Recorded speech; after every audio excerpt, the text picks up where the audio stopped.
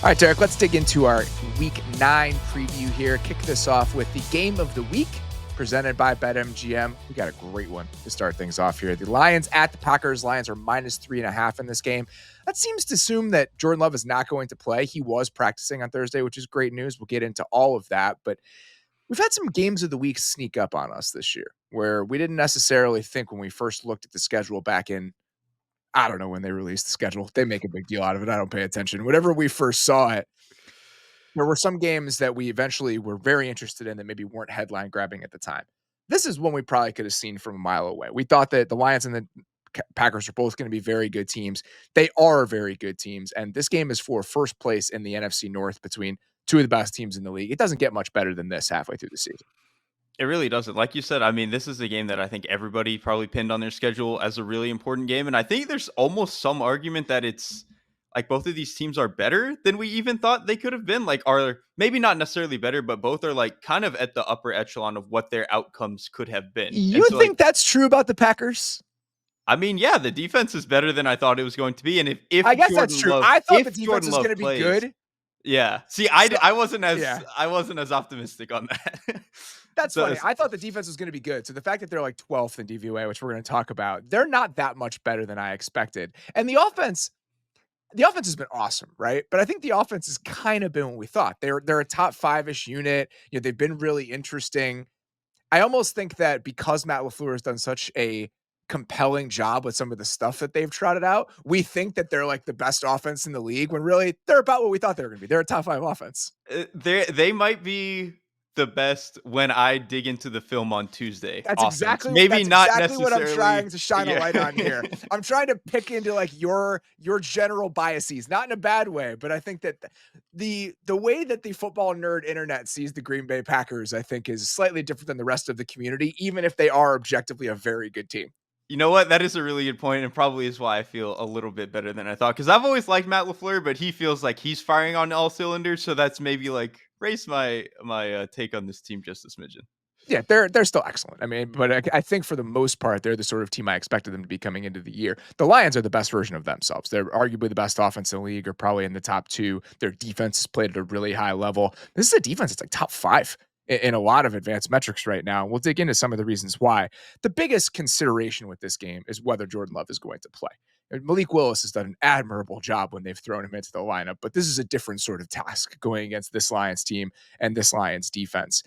I'm hoping that if Jordan Love does play, and even over the next month or so, I want to see a healthy version of Jordan Love. I know that's not creative or interesting, but I just hope this groin thing doesn't linger, because having that version of the Packers offense, the one that we just talked about, taken away from us isn't really a reality I would like to face. And they need him to be feeling good in order for us to get there. Me neither, because I kind of came into the season pretty much assuming Jordan Love was going to continue to be really good and maybe even take a step forward. And then to me, it was like, all right, where can we get with some of the younger pieces and some of the reshuffling on the offensive line? Can one or two of these skill guys take a step forward? Can Matt LaFleur find another layer? Well, all the other stuff has happened. Matt LaFleur is as good as anybody in the league right now as a play caller. The offensive line, it took a few weeks and some of the injuries are still bugging them a little bit at right guard, but I think they've played at an admirable level. And then the skill player talent, like most of them have taken some degree of step up, or at least not a step back. And Tucker Kraft has like suddenly become one of the best tight ends in the NFL. So all this stuff around Jordan Love is happening. It's just he hasn't been fully healthy for a lot of the season to like fully get into, kick into gear with everything else around him. Yeah, I'm not a doctor, but it just seemed like he was really hampered last Sunday. They had him on the Kirk Cousins plan. Yeah. And this is a guy that doesn't run a lot. It's actually very funny how good of an athlete he is and how little he uses his legs as a runner. He'll extend plays and he'll move around the pocket, but he, for the most part, wants to win from that spot. You still want him to be able to move around a little bit. You still want to be able to tap into the under center play action game in a way that you can't if he's not allowed to move. So we'll talk a little bit more about that side of the ball here in a second. But where I wanted to start this conversation about this game is with the Lions offense against the Packers defense, solely because we just haven't really talked about the Packers defense very much. Like, if we're going to concede that this is one of the 5, 6, 7 best teams in the league, halfway through the year, we're at Halloween, it's probably time to start thinking about them a little bit more holistically. Like, what could their season-long aspirations look like? And you need to take the defense into account to figure that out. So I want to start on a very basic level here, because we haven't really talked about it in these terms. what is the Packers defense? Like structurally, what have they wanted their identity to be in year one and half of a season under Jeff Hafley? So when you went back and were watching them in preparation for this, what jumped out to you in terms of what type of unit we're talking about here?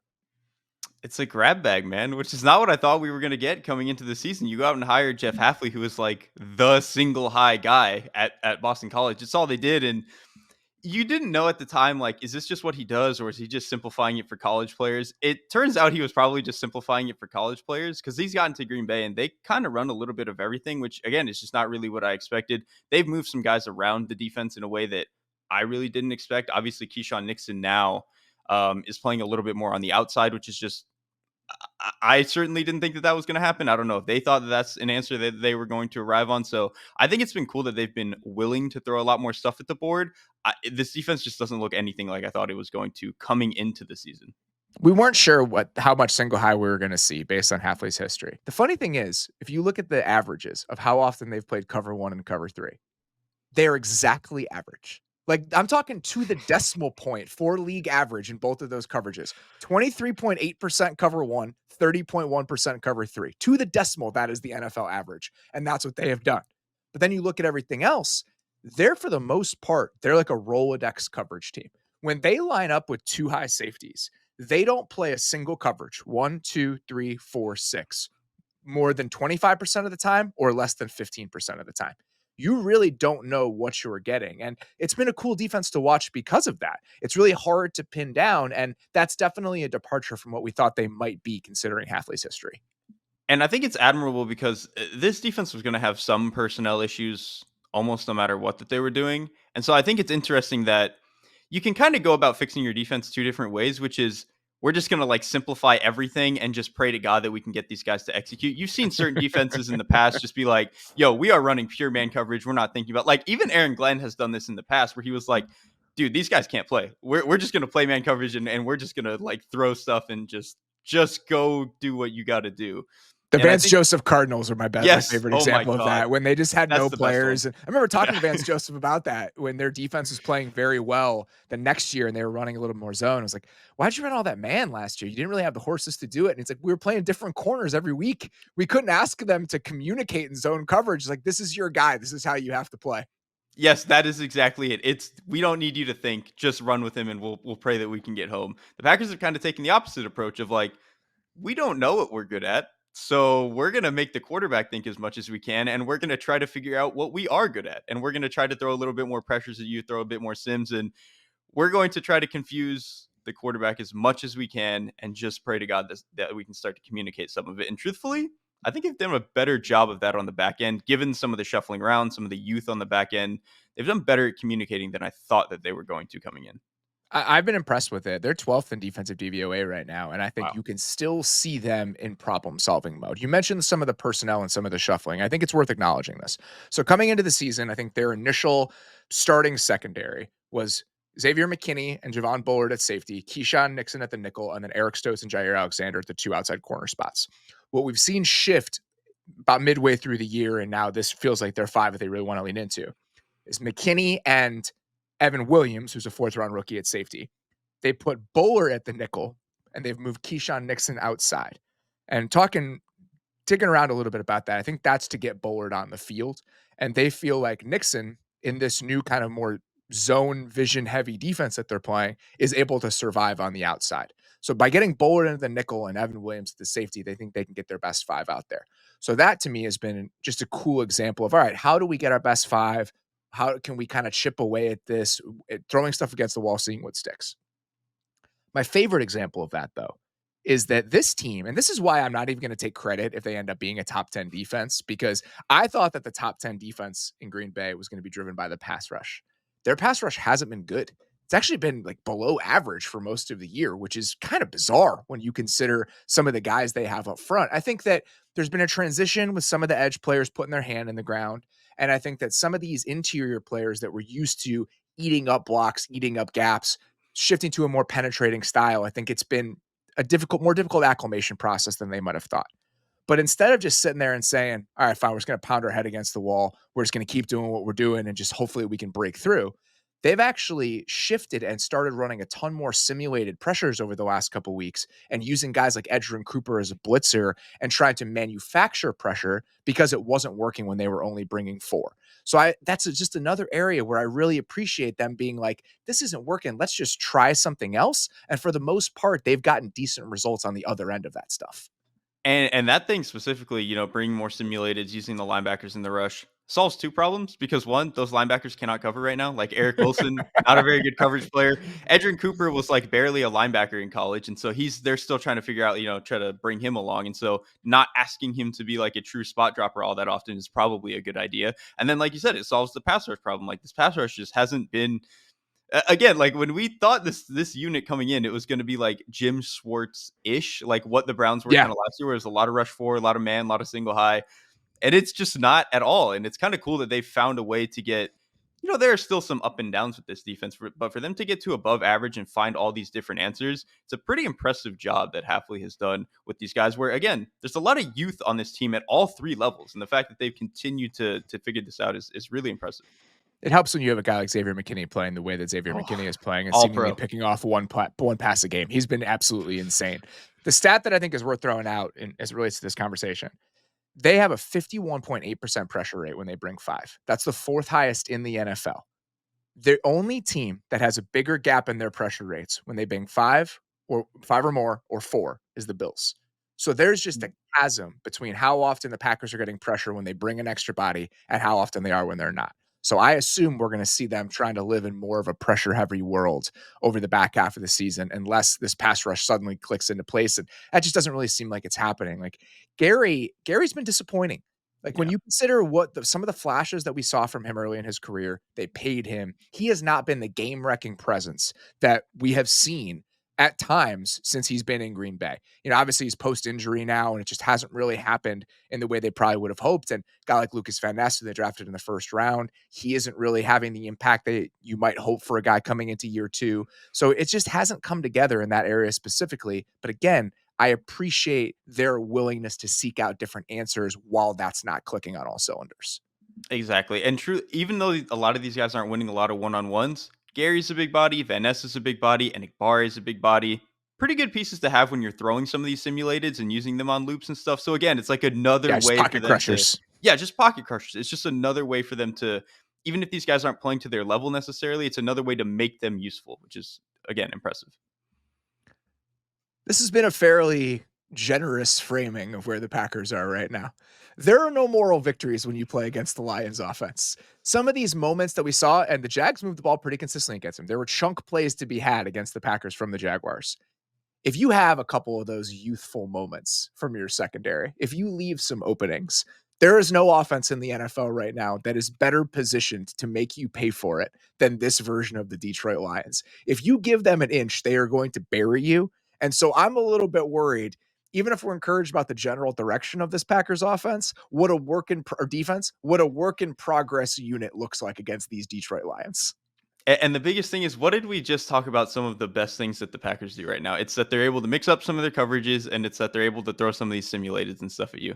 Okay, well, if the Lions are just going to run the ball for 6 yards a pop, and they're going to be in all the down and distances they want, and they're just going to be in 7-man protection on play action, none of that other shit matters. Like Goff is going to get what he wants, and he's going to go 18 for 18 again. So I think this is probably their biggest test that they've had in a while. It's like, okay, Yeah. some of the stuff that you're throwing at people is really cool. Some of the smoke and mirrors. Can you just go body for body and like man up against a team like this? And I think we're gonna have to see. All right, let's get to the other side of the ball here and talk about that Packers offense and talk about this in terms as if Jordan Love is playing. The thing I'm most interested in on this side of the ball is that the Packers offense, we've talked about this a little bit. Their passing game has not been great when teams have blitzed them and when teams have played man coverage against them. It's just not been the best version of this team. Guess what the Lions are pretty comfortable doing? So this just feels stylistically like even the Lions defense has been good, period. But stylistically, this feels like a particularly notable challenge for where the Packers have struggles to this point in the season.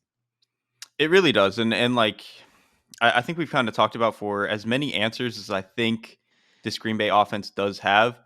they don't have like a true one-on-one man beater that much. Like their closest is probably Wicks, but I think he's been pretty up and down in other ways, particularly catching the ball, and even being able to settle in the right spot. So I think that presents some degree of an issue.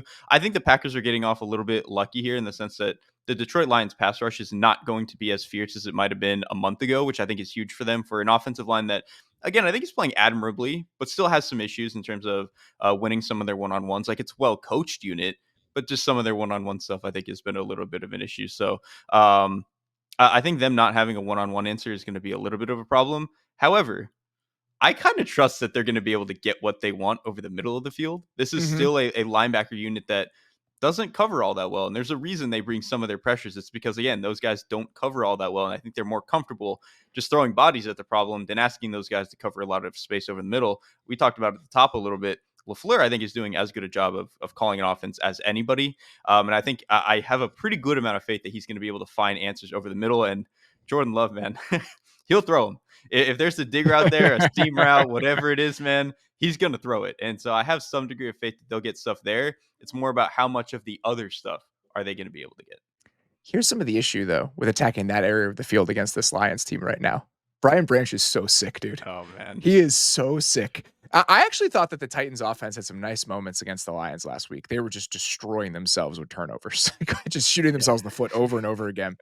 There was one play, I think it was on the first or second drive, where the Titans are trying to take a big play action shot. And there's a big post, and there's a crosser from DeAndre Hopkins, or I guess it wasn't DeAndre Hopkins, it was somebody else coming underneath it. And Branch just carries the post and then just takes away the crosser in quarters. And it's just so smooth. His awareness is so good. And I just feel like he is such a star for them right now. It's hard not to get distracted when you're watching him. So even if the linebackers are guys that you can somewhat take advantage of in coverage, he is sitting there in the middle of the field and he has made teams pay when they've tried to attack that area at some points this season. I think it was a sack or an interception on that play I'm talking about, by the way. So he creates it because the initial route isn't open. He has been incredible. And so I guess it's a matter of like, can they find a way to run him off first? Which again, I still trust Matt LaFleur to be able to do. It's just there are going to be plays where maybe he's just playing, playing as like a robber, or maybe he's just playing really well in zone coverage where running him off is just difficult, and he's probably going to make the right decision. So he has been awesome, and I think there's a number of reasons why I think this Lions defense has been one of the better units in the NFL. I think getting some better play outside at corner, even though the bad plays look really bad, they've had a lot of good out there, which I think has helped. The Mhm. defensive line has been good. But I really think Branch being this like solidifying, bring everything together presence in the back end, that is the reason I think this defense has gotten to the level that I think they wanted to be at. I was curious what their pass rush was going to look like without Aiden Hutchinson for the first week. Not sure it's the best test going against that Titans offensive line, especially Titans offensive line that has a backup offense or backup right tackle in the game. So I think that's definitely worth noting. I don't think Al-Qadim Muhammad, who I believe was on the practice squad for the Cowboys last year after spending some time with the Bears, he had like 6 pressures last week. I don't think that's going to continue to happen against other offensive lines. So just something to monitor moving forward in a post Aiden Hutchinson pre-trade for whoever sort of world the Lions are living in right now. And one quick thing I'll add to, for as much as I just praised Matt LaFleur and what the Packers can do on offense, the Lions run a lot of base defense, and they're actually really good out of their base defense. Yeah, they want to play that way. Right, they want to play that way. So it is kind of a clash of like, all right, this is how both of these teams wants to play. Who's going to come out on top? I think it's a very interesting strength on strength type of matchup. We talk about the corner play has been pretty good. Where it's an area where you can get after this team a little bit. They do allow some explosive plays. They have the Yes, that's the problem. seventh highest explosive play rate allowed among all defenses in the league this year, according to True Media. And you saw that a little bit with Tennessee. An offense that we don't necessarily think is explosive through the air was able to get them a little bit. So if the Packers can hit on some of those, and they're an offense that is liable to do that, I think that would go a long way in this game. All right, let's get to this week's fourth screen. This one's from Jack Lane. He says, Robert and Derek, are you familiar with the ship of Theseus paradox? The age-old question of whether an object, when its parts are continually replaced, remains that same object. Does it retain its identity when all of its original components have come and gone? Philosophers may bandy this question about as they please, but the Cincinnati Bengals provide a concrete answer. This franchise, no matter its players, stays true to its core of providing false hope to its fans. The parts have changed, no doubt. Palmer has become Dalton, has become Burrow. Ocho Cinco leads to Green, leads to Chase. Out with Marvin Lewis, in with Zach Taylor. All new parts, same damn ship. Don't get me wrong, it's a fun ride. It will take you close to the promised land, but other boats have been built into warships in the meantime. The Chiefs continually make deadline moves to fill gaps. The Ravens mine the draft for young talent. The Bills and the Texans have made the aggressive all-in moves a contender requires, while the Bengals have been content piddling around with table stakes. You surmised the best on the recap show. Bengals fans thought this team was just a rocket a couple years ago. Now we realize that nothing has changed. We left this Herculean task up to our frosted tip captain to steer this cursed vessel, destined for nothing, with some combination of his pre-snap awareness and black magic bullshit. So come watch this Sunday, which should be a midseason blowout for what was crowned as the next great team, will instead be a mass of Bengals fans, clown makeup not yet applied, telling ourselves, yeah, this will be the week we turn it around. And it could always be worse. We could be the Raiders. Reluctantly, half-heartedly, Houday. I gotta say, from a pros perspective, that is the best email we've gotten all year. That is truly beautifully written. Yeah, listen, I think it was last offseason. I was talking to David Hellman, and we were doing our half-baked takes before the year started. And I was talking about the Bengals, and I was like, are we going to get to a place a year from now where we lament the fact that the Bengals didn't do enough, where they had this opportunity and they just didn't do enough? We're fucking there, man. We are all the way there. We are there, man. We are firmly there. And I think that you hear it from people like Jack who are just really going through it right now as a Bengals fan. I completely understand that. It's easier to be a Giants fan or a Bears fan before the Caleb Williams experience began, where it's like, it's never going to happen. Like this is just a team that's sleepwalking through another season. I don't have to pay attention to this than it is to be a Bengals fan, get to the Super Bowl, nearly win it, have one of the best young quarterbacks in the league, truly one of the most exciting young offensive cores in the league, and then have it amount to this, where the offense is still very good, but not good enough to overcome everything else that's going on. We don't have to have another Bengals discussion. We've had 100 of them, but I think that Jack's general vibe here really sums up how everyone is probably feeling about this team. Another email that I wanted to get to talking about this game was from Matt Cringe, who he wrote from the Raiders' perspective. And he ended his email with this. And he said, do I subject my children to this cursed franchise? Do I let a majority of their Sundays be ruined by a franchise run by a man who looks like a kindergartner who got their hands on the scissors? Or do I save them the agony of perpetual letdown so they don't have to live the life I live, the life clinging to the hope that one year, one draft, we fall ass backwards into a once-in-a-generation superstar that makes all of this worth it? And why I wanted to ask you this is because you didn't grow up with the curse of having a team in the same way that I did. And I feel like you are a happier, more well-adjusted person because of it. So where do you land on this? Should Matt encourage his children to be Raiders fans, or do you think he should let them find their own path through the world? Let them find their own path. Embrace football Sundays. Do not embrace Raiders Sundays. You don't have to do that to your children. Let them find whoever their team is, whoever their favorite player is. That's been the beauty of kind of like what my journey was. Is I got to a point where there's no certain team I care about anymore. I can just pick 6 or 7 players that I love watching and being like, I hope their teams do good. That would be cool. Like Lamar Jackson. It's cool when the Ravens do good because I just like watching Lamar Jackson win 12 games and go into the playoffs and stuff like that. But I don't have to be that emotionally attached if they don't win it. I don't care. I'm not a Ravens fan. And so to be able to do stuff like that, let your children walk down that path instead of being forced into the Raiders fandom for a lifetime. I have a lot of respect for how my dad handled a good chunk of my upbringing. And on a football level, he never pushed football onto me. He actually didn't let me play football until I was like 10 years old because they were worried about me getting hurt if I started playing when I was younger. But I desperately wanted to. Like I came to it all on my own. I loved it more than anything else in the world. I remember the first Bears game we ever went to that I remember. It was before we had season tickets, and I was like, I don't know, I was probably 5. And we were driving in the car, and my mom asked me, like, if you could do anything in the world today, what would it be? And I was annoyed, and I was like, I would be watching the Bears game. I'm mad that you're making me do whatever we're about to do.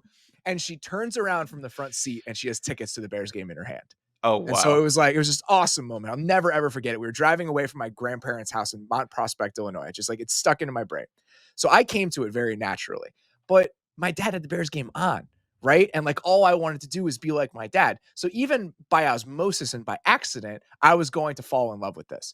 You would hope maybe in a world where you have access to more games, where red zone potentially exists, there could be another way you could expose your children to football and have them not accidentally fall in love with the team that you're making them watch all the time.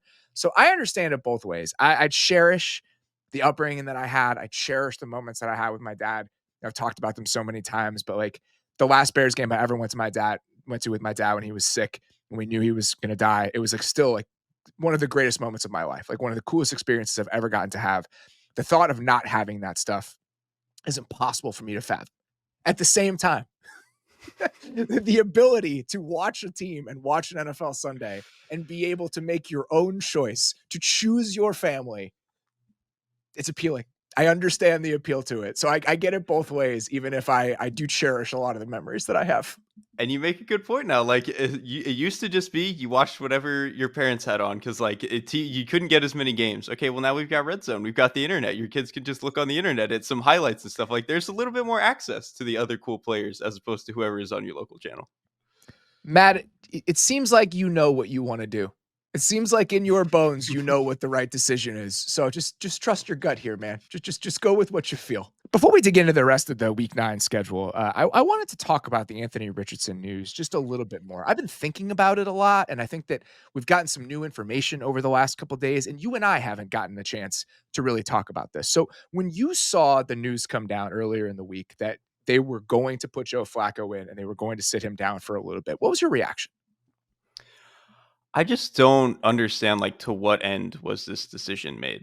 Like, this was a player that we knew coming out of college didn't have a lot of reps and was going to need a lot of reps to really get to the level that I think, we wanted him to get at to year 3, year 4, whatever it is.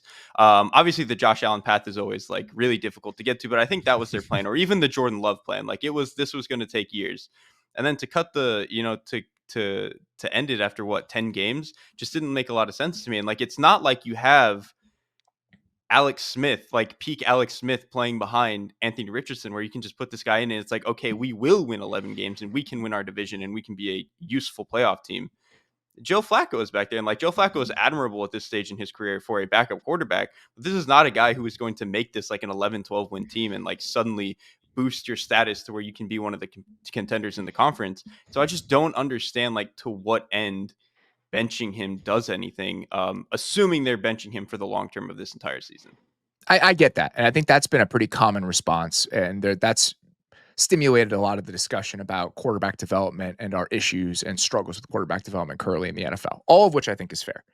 My journey with this is I'll just lay it out in the stages. If you listen to the show on Sunday night, I think you could hear that you and me, to an extent, were a little bit worried that he was just struggling to keep his head above water. Yeah. And that is also detrimental to a quarterback's development. Those moments, if the experience and the reps are not positive reps, if they're eventually not bringing you to a positive place, they seek to become important or useful. So that was my concern, that he was really starting to drown and that was ultimately going to make this time negative and a detriment to his overall development.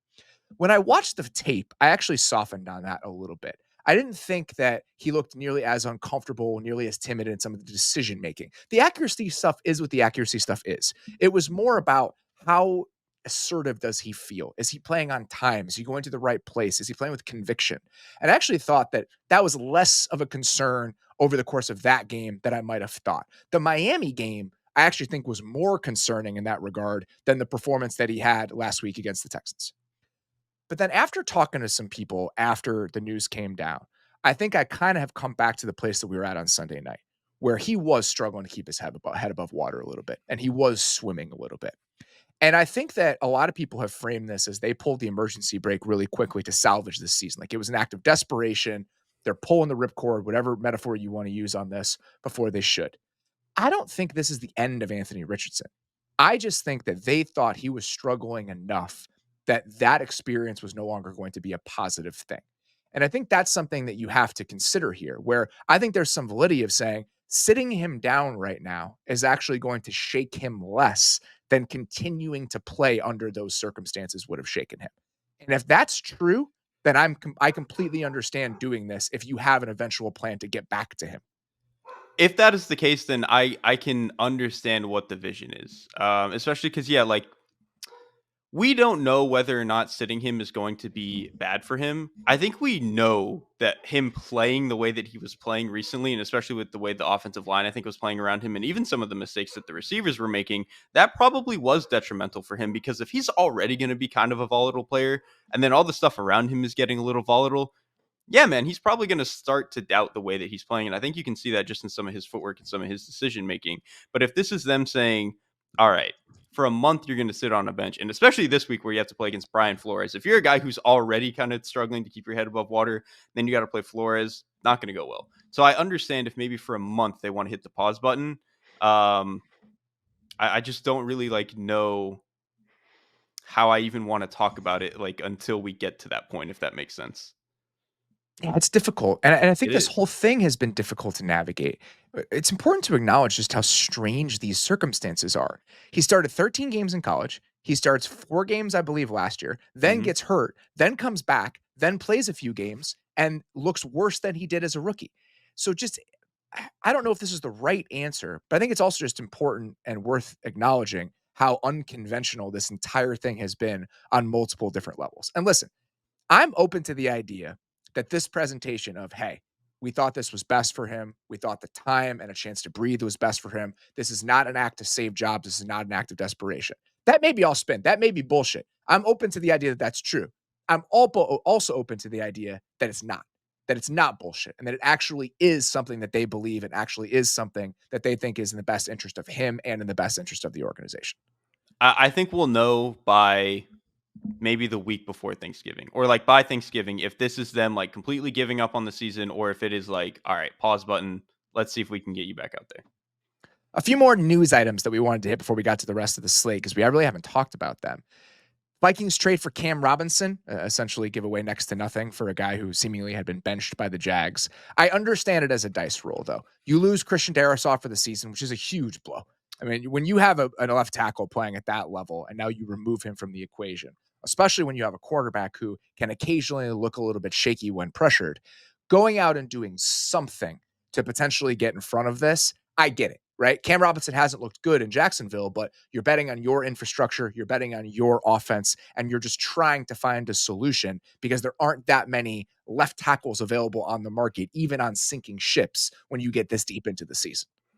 Yeah, I'm kind of two minds where this probably was their best bet and their best move to go get something better than whatever they were going to throw out there otherwise. I'm still just not all the way there on being optimistic about what this is actually going to give for them because it seemed like the Jaguars just opted to play Walker Little over Cam Robinson last week, and Walker Little was not very good. And so, if that is the spot that the Jaguars were in, who have been struggling in pass protection basically all season, I struggle to see how it's going to get that much better, at least in the short term for Minnesota. Maybe by the very end of the season, when they want to be into the playoff push, they can get him up to speed and where they want him to. I kind of struggle with all that. And then you add that on top of the fact that Sam Darnold still is not good under pressure. Like for as good as the offense has been in a lot of ways this year, running the ball, explosives, all that, he's making good decisions when he's clean. When he gets pressured, he's not good. And if he's going to be pressured more, whether it's whoever they were going to put out beforehand or Robinson, some of the stuff with the offense can start to chip away, I feel like. Yeah, I think that's true because if you send him into volatility mode, you're going to see some of the variance in what the Sam Darnold experience looks like. So, just getting something though that's better than whatever swing tack you had on the roster and just giving yourself options, I understand it as a move. You're not leveraging your future, right? You're not like Yeah, making that's a good point. some huge splash move to salvage a season where you're probably not like a legitimate Super Bowl contender anyway. You're just making sure that you can keep the train on the tracks, hopefully, over the course of the rest of the year. And as that sort of move, as that sort of measured approach, I'm fine with it. I have no issues with it whatsoever. I think it's worthwhile. All right, let's get to this week's Under the Hood. This is one that we've been saving. We've been dancing around this one for a few weeks, but it is a unit that we wanted to talk about. It is time to dig in to the Los Angeles Chargers defense. And before we dig into just what the Chargers defense is, let's talk about what the Chargers defense has been for like from a statistical perspective so far this year.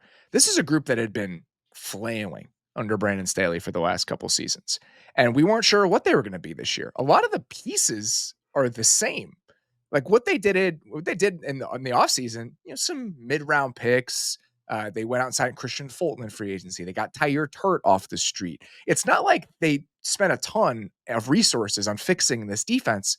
And they've been one of the best defenses in the NFL, right? So they are 8th in defensive DVOA this year. They're 4th in unadjusted VOA because they've played the second easiest schedule in the league.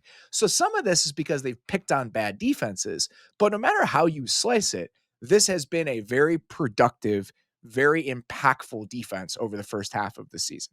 So I think that's worth acknowledging, just the fact that this has not just been a somewhat surprising unit. They've been much, much better than we would have expected. So when you went back and started watching them, what jumped out to you just in terms of the defining features about what this Jesse Minter defense looks like? From a schematics perspective, what's funny is they kind of aren't that different from the Brandon Staley era in terms of what they want to be, where it's a lot of lighter boxes. It's we're trying to play too high shell on everything, limit explosives, all that. They just got the dudes now. Like I think part of it is they have the dudes. They've gotten enough out of what they have along the interior with like Tyre Tart, like Puna Ford, I think is playing fairly well. So the interior is better. The linebacker room, I think, has taken a jump. Like Deion Henley has kind of become something decent as a second year player. Denzel Perryman is obviously going to give you something in the run game. And so like they've improved that stuff there. And I think it's really allowed some of the best parts of the roster to kind of come to fruition. And I think that's kind of twofold. First of all, their edge pass rush is really, really good, dude. Khalil Mack is still one of the best pass rushers in the league. It's amazing to me that he is still one of the best guys out there. He only has 3.5 sacks, but he's like 10th in pressure rate or something. Like he is consistently getting after the quarterback. Tuli Pelotu, I think, is really good. Bud Dupree has been decent for them. So they're getting production off the edge. And then to me, it's the back end. It's communicated so well in the secondary, almost no matter who's out there. And I think you're seeing like just a connectiveness that I don't think we ever quite got under Brandon Staley. And I think it's been impressive that they've kind of been able to get that in the first year of a new staff. The communication is what is stuck out to me. It is just, you see, connectiveness is such a good word. You see the cohesion on the back end for them. There was a play against the Cardinals. It's a silly thing, but there was a play where they had a high-low. The Cardinals ran one, and it was actually an incompletion because Kyler made the wrong choice. But 2 guys went with the low, and that left Greg Dortch wide open. 2 guys went to the flat on the play, and it left Greg Dortch wide open in the low part of the high-low over the middle of the field. And even though it was an incompletion, you saw them immediately being like, all right, why did that happen? And then there's a couple plays against the Saints that really jump out where Alohi Gilman on the back end has just been such a good communicator for them. And you just see them talking every single time routes start to distribute. It just feels like such a well-coached, prepared unit overall. And that's not necessarily surprising because Jesse Minter, even this is his first year as a defensive coordinator in the NFL, his staff is a lot of guys he brought with him from Michigan. The secondary coaches from that Michigan staff, the defensive line coaches from that Michigan staff. His dad is actually on the staff as a defensive analyst, and he was on the Michigan staff over the last couple of years. So even though this is new and he's doing this for the first time, you feel the cohesion when you watch this team play. And considering what that Michigan defense looked like, it's not necessarily surprising. I think it's actually an interesting counterpoint to what we've seen from like the Seahawks, for example, which is the same system, quote unquote, but Mike McDonald's working with a bunch of guys that he hasn't really worked with before. Baltimore, it's the same team, literally, but Zach Orr is working with a bunch of guys because that staff was picked over that he's never really worked with before. And I think you feel the difference when you watch those 3 units play right now. And the fact that the Chargers actually might be the best defense of the 3 is surprising in some ways. But if you think about how long these guys have worked together, maybe a little bit less surprising in others. And that's so important because when you think about like the connection between a position coach and a defensive coordinator is always going to want like techniques played a certain way or assignments and alignments played a certain way. Exactly. If it's the same DB coach and it's the same defensive line coach, you don't have to communicate any of that during the offseason. You don't have to do any tweaking during the middle of the season. He knows what you want and you know what he needs. Like there's no trying to figure it out on the fly. I think the way that we're seeing in Seattle and in Baltimore and stuff like that. And I think when you're playing a defense like this, where you're already going to surrender something in the run game, right? Because of that, and you really have to be like on your shit in terms of, playing primary to secondary gap and like linebackers being where they need to be. When you don't have to communicate any of that stuff as much and it's easier to teach it, yeah, it's probably easier to execute on the guys too. And so I think that's a big reason why they've been able to get this out of their defense so far. We've talked about the bar you need to clear if you're going to be a team that plays a lot of 2 high shells and plays a lot of light boxes. How good you need to be against the run. The Chargers clear that bar with flying colors, right? So this year, they played with the second lightest boxes in the NFL, just in terms of average number of bodies in the box. They are third in EPA per rush when defending the run out of light boxes, or excuse me, out of two high shells. Third in the entire league. And you see that, right? We've talked about the interior guys. Tyre Tart is playing well for them. And the Tart thing, I think, is indicative of the reasons to be really excited about what this overall product is look like with the Chargers.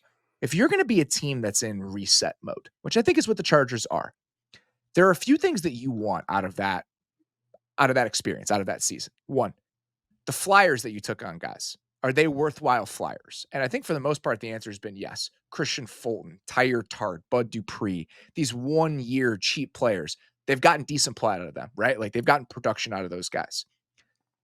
Mid-round picks that have been thrust in because you're not a great team. Have you found something in a couple of those guys?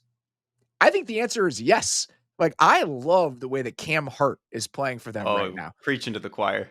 He was a 5th round pick as a corner, and he was not a week 1 starter. They had Fulton and Asante Samuel Jr. as their 2 outside corners. Asante Samuel Jr. gets hurt, and Fulton's also missed some time. But Cam Hart has started for them, I think, of the last 4 games. 6'2", like 200 pounds, plays physical. It's got some good movement skills. That's one of those where it's like, oh man, like they might have found something there. And when you're a team like this that can give opportunities to those guys because you're in sort of a reset, you can stumble into some of those diamonds in the rough potentially, which is what he looks like. And then the third component, how are you coached? Right? Like, is the system, are the people in charge? Is this going to be something you can count on moving forward? And that answer is definitively yes. So they've essentially checked the boxes of everything you want to see from a team that rebuild is a strong term, but is certainly in a reset sort of mind. 100%. And you know why the Cam Hart thing is like there's an extra bit of it that's really nice for them. This style of defense, when you look at kind of what Seattle has right now, or you look at what Baltimore had last year, and obviously guys like Marlon Humphrey, they are used to having like a humongous cornerback who can like really body people and hit people. Cam Hart gives you that, man. And so for them to land on like that particular archetype, I think is actually really, really nice for this defense. Yeah, it's been a fun unit to watch, and I think that you watch, if you're going to be a zone heavy team, you need to be a really good communicating team, and they are. They played the 3rd lowest number of man coverage of any team in the NFL, and a lot of the teams that play that much zone are cover 3 heavy teams: the Colts, the Bucks, the Bears. This team has played more quarters than any team in the league, and when you watch them play quarters, it's aggressive, it's sticky. The safeties are coming downhill. It's just a unit that really does know who it wants to be and how they want to play in these looks. And I think you feel that consistently. And I want to throw out one more play that like kind of encapsulates almost everything that we've talked about here.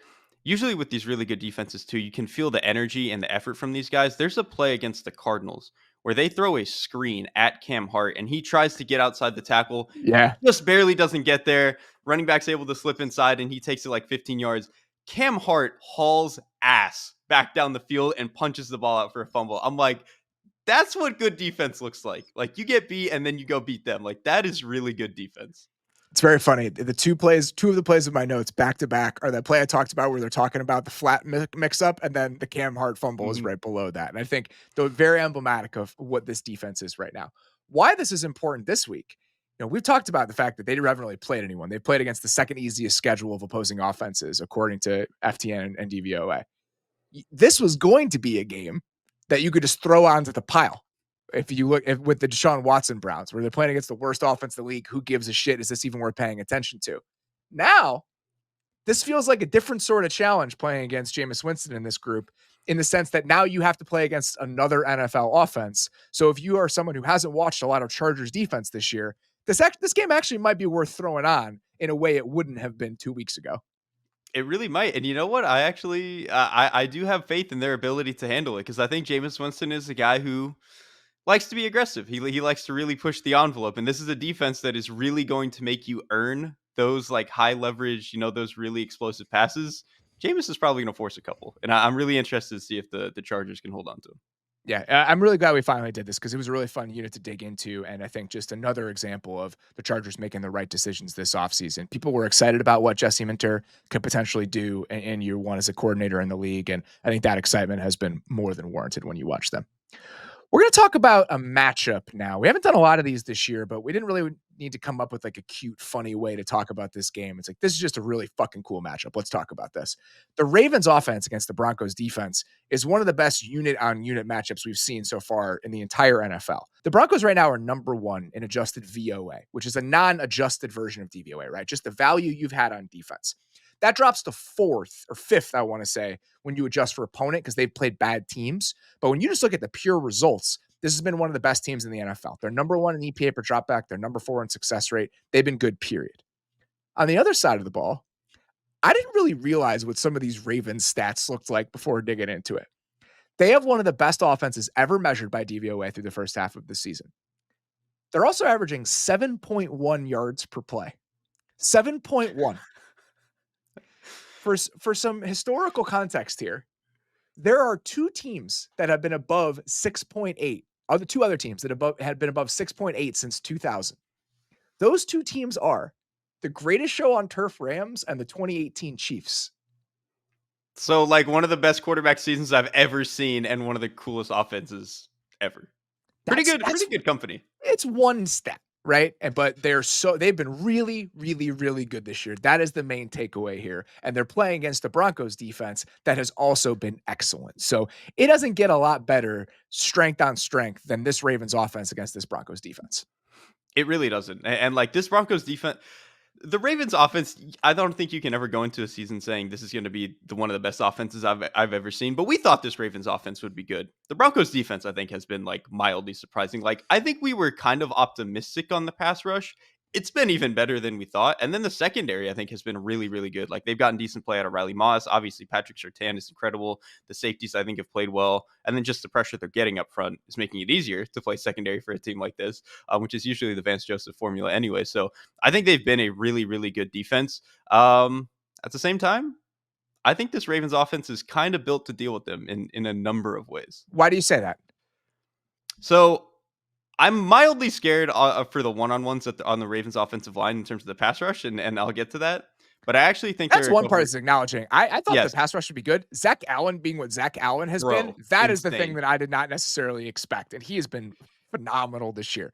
So which, if you're thinking about one-on-ones, like individual matchups, what are the ones that potentially concern you?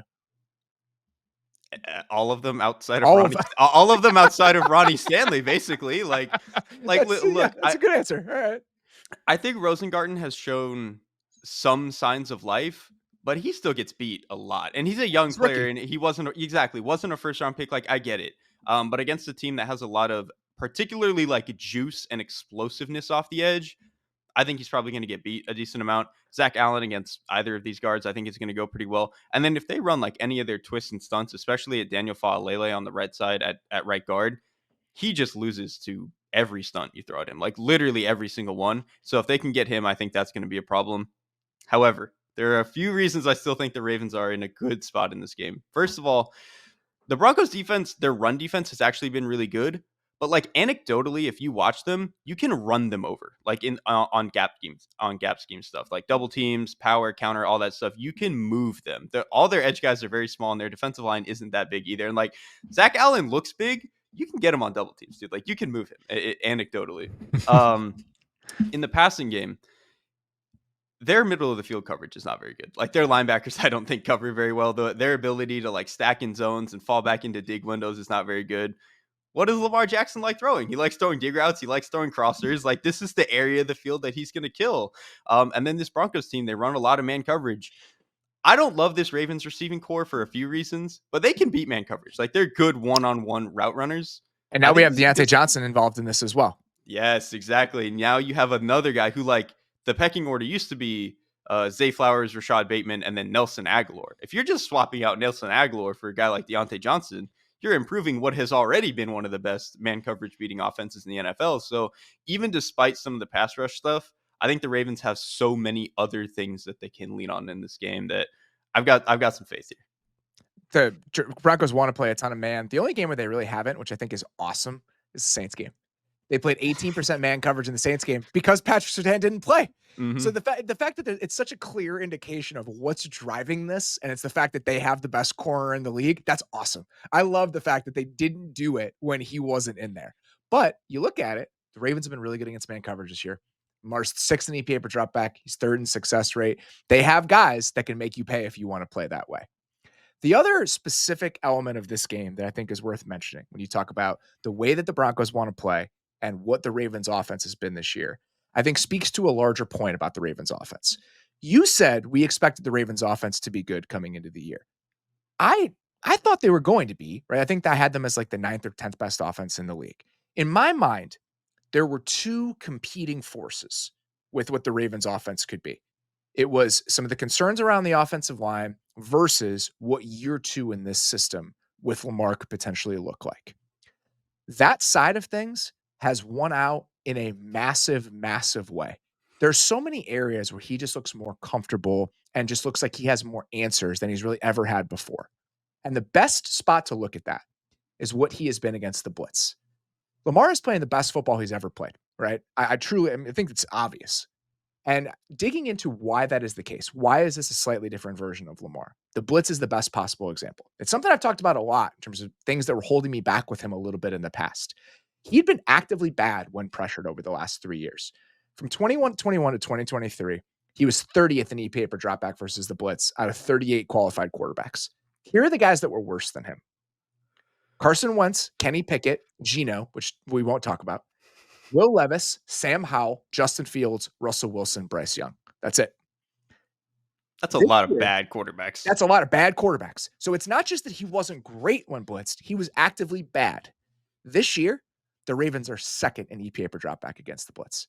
So if you're trying to find tangible areas where he has been better, where this is a different version of Lamar Jackson, I think that is the cleanest, best possible example of it.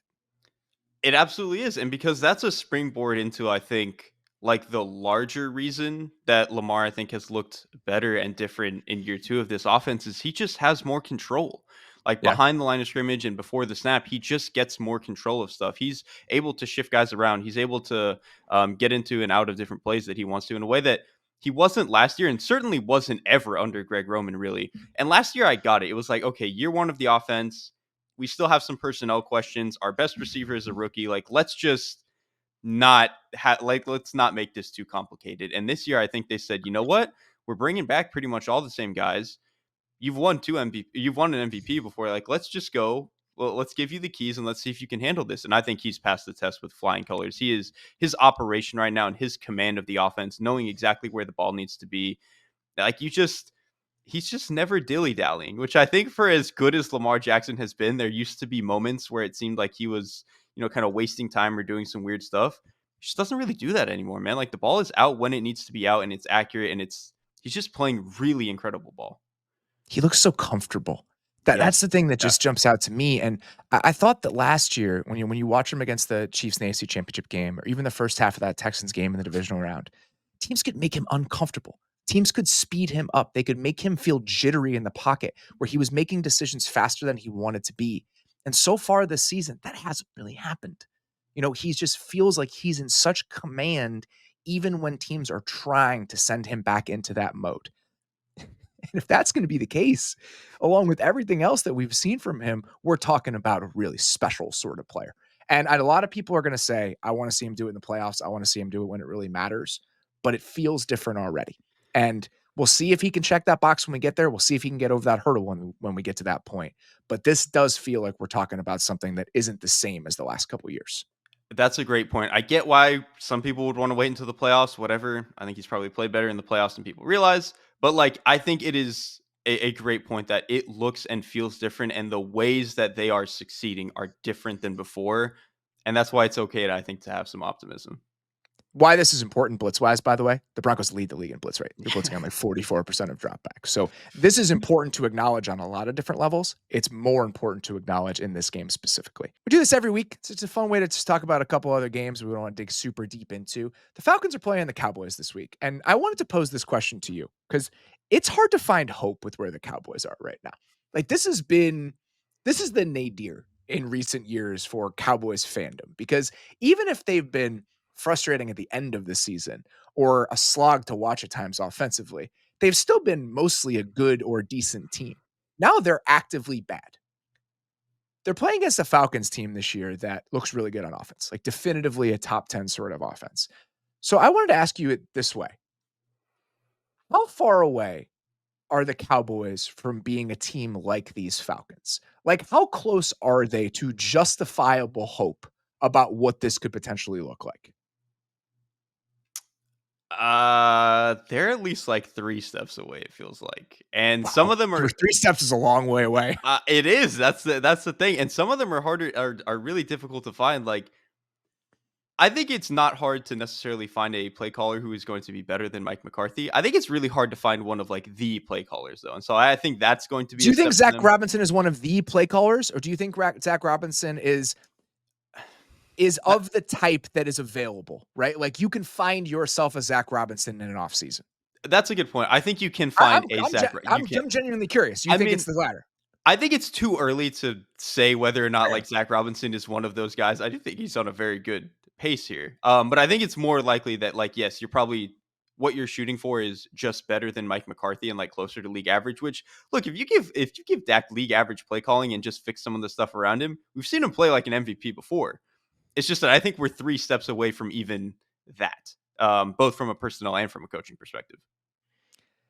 I look at it, and the reason I think this comparison is warranted is that I put Dak and Kirk in the same bucket in this way, just in the expensive veteran quarterback bucket. So when you Mhm. think about like the impediments to team building, we're talking about a similar sort of thing here. You have that in place already. And if you have that sort of quarterback, if you have, I don't want to have a Dak conversation, but if you have somewhere between the 7th and the 13th best quarterback in the league, that's a really good thing to start with. And that's why I feel like this Dallas team is probably closer than it seems at first glance, even though it is awful right now. You're So if we're always starting, closer when you have that guy already on the exactly. roster. You're always closer than you think. So you already have that. You have one of the best receivers in the league. You're starting with that. You have some pieces along the offensive line. Tyler Smith is a very good player. We'll see if the younger pieces along the offensive line can come along a little bit. And if you look at overall spending between the Cowboys and the Falcons offensive line is much more expensive than the Cowboys offensive line because they've paid a lot of these guys. The Cowboys receiving core is going to be more expensive than the Falcons receiving core because they've paid their guys. But the gap on each of those is pretty much the same. It's like $20 million. So in totality in 2025, we're going to be talking about similar allotments to your line and your pass catching group. So from a resources perspective, this should be possible, right? The Cowboys theoretically should be able to build a similar sort of unit to what the Falcons have done. The question for me is going to be, is Dallas going to be in a place where they want to spend money and they want to try to fix some of these problems? The play caller thing and who's in charge of the offense, that's step one. We're going to have a different person there. Are you going to be proactive in solving some of the issues that you had last year? Dak is like an $80 million cap hit next year.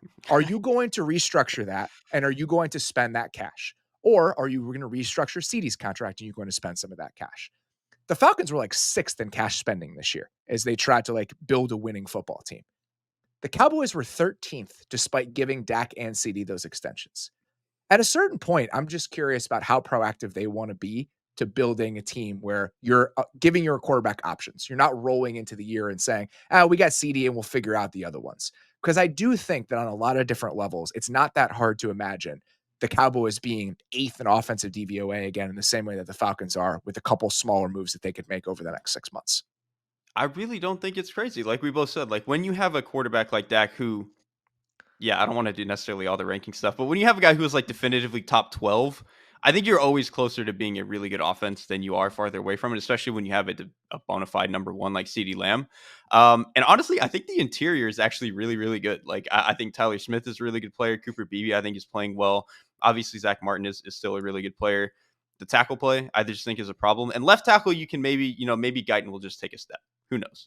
But I think to me, like, the stuff they need to fix is like, you need a back who has any degree of explosive Yes. ability to him, like anything.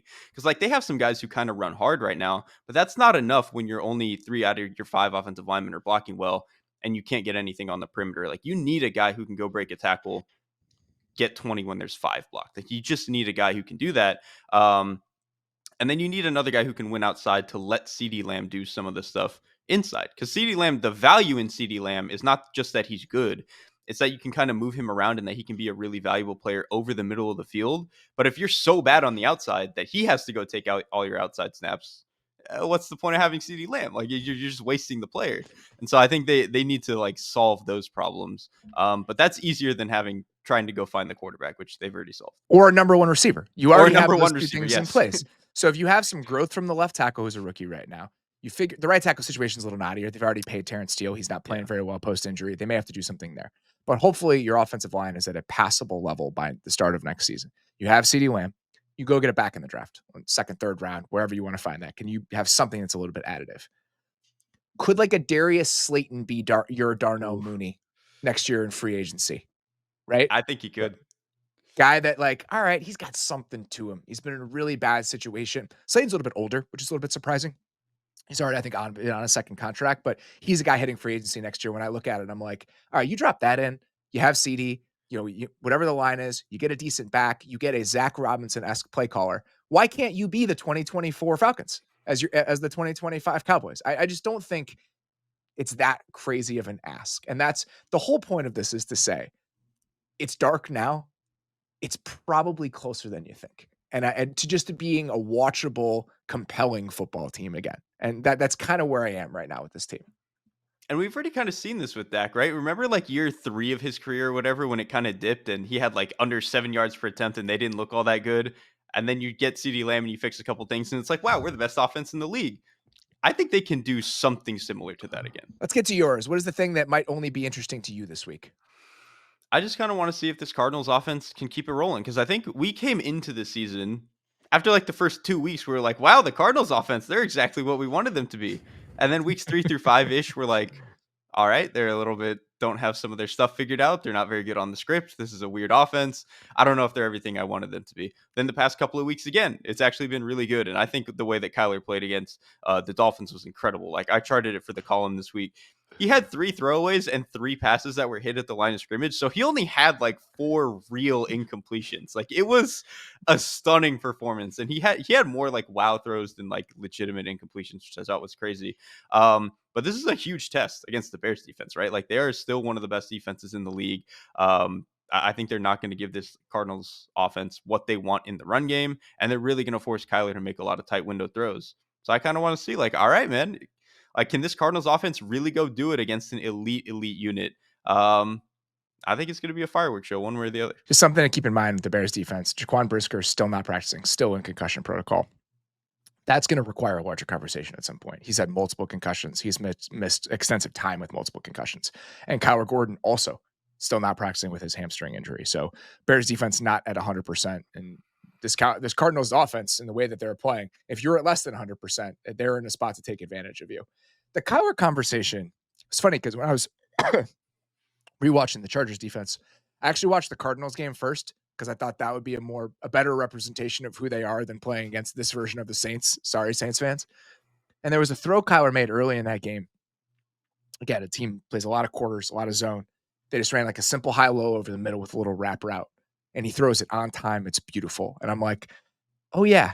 Like if he starts doing that kind of stuff and we have the playmaking, there's just still a lot to like. And part of me gets frustrated with his ability to play on time, with his ability to play within structure every once in a while, some of the decision making. And I forget, even though we've had a million conversations this year about being patient with quarterbacks and guys really coming into their own when they get to be like 28, 29 years old, Kyler just turned 27. Like his ability to really be somebody who wins from the pocket, who wins on time, who can win over the middle of the field, the most challenging parts of playing quarterback, having to like really win above the ears, that's still a work in progress. Like he doesn't have to be a finished product in that area quite yet. That's something that we can still eventually get to. And him making all of the crazy off schedule plays and being such a nightmare, which is how the Bears defensive coordinator referred to him today, en route to getting there, this still feels good. This still feels like we're on the right track with him being not quite a fully realized version of what he can eventually become.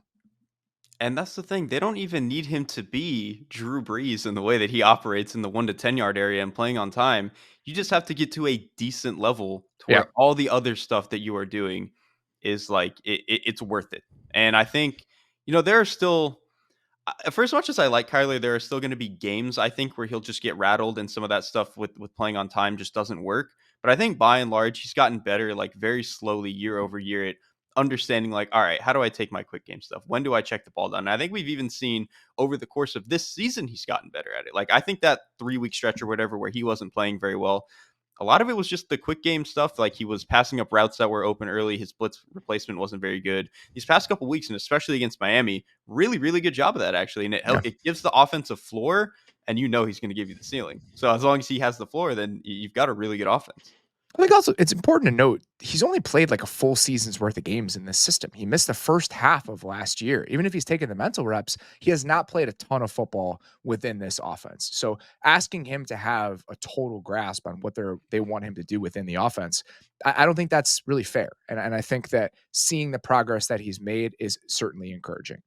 Before we get out of here, we're going to talk about what we want to know after week 9 from the NFL. Why don't you kick us off? What do you want to know by the end of this weekend? Something kind of similar, but I just want to know, like, can the Bills keep it going against a Dolphins defense that I think is a good test? Because the last time these two teams played, Tua was hurt. Just a lot of weirdness happened in that game. But I think this Dolphins defense is actually playing fairly well. I think they've been good up front. I think Jordan Brooks is playing out of his mind at the linebacker position. Secondary is still a little bit up and down, but I think generally this is a good defense. And so I think it would just be, for a Bills offense that, again, kind of similar to Arizona, had a 2-3 week stretch where it was like, this is not what I thought it was supposed to be.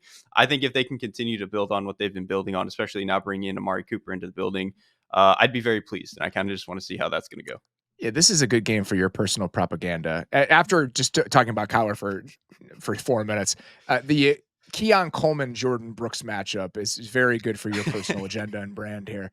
The one I'm going to go with, how real are the Los Angeles Rams?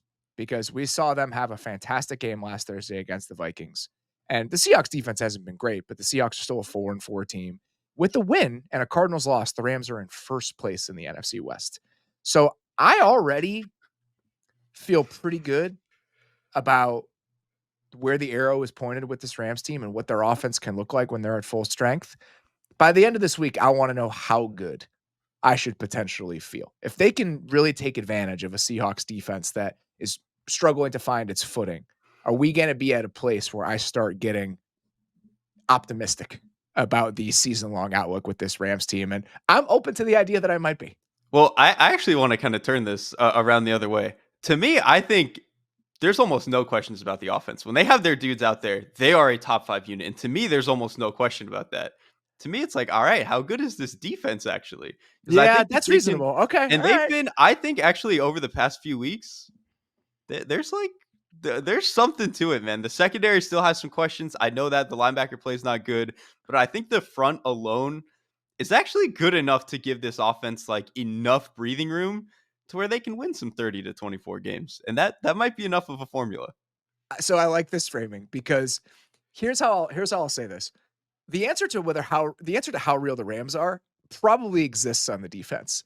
The reason that I'm a little preoccupied with the offense is my cup is not nearly full when it comes to the Rams offense. I got one game of it and I just need more of it. We've been deprived of it for so long that I think that's why I just want a little bit more exposure to what this offense is, even if I probably do understand how good it is. The bigger question is on defense, but my preoccupation is with the offense for other reasons right now.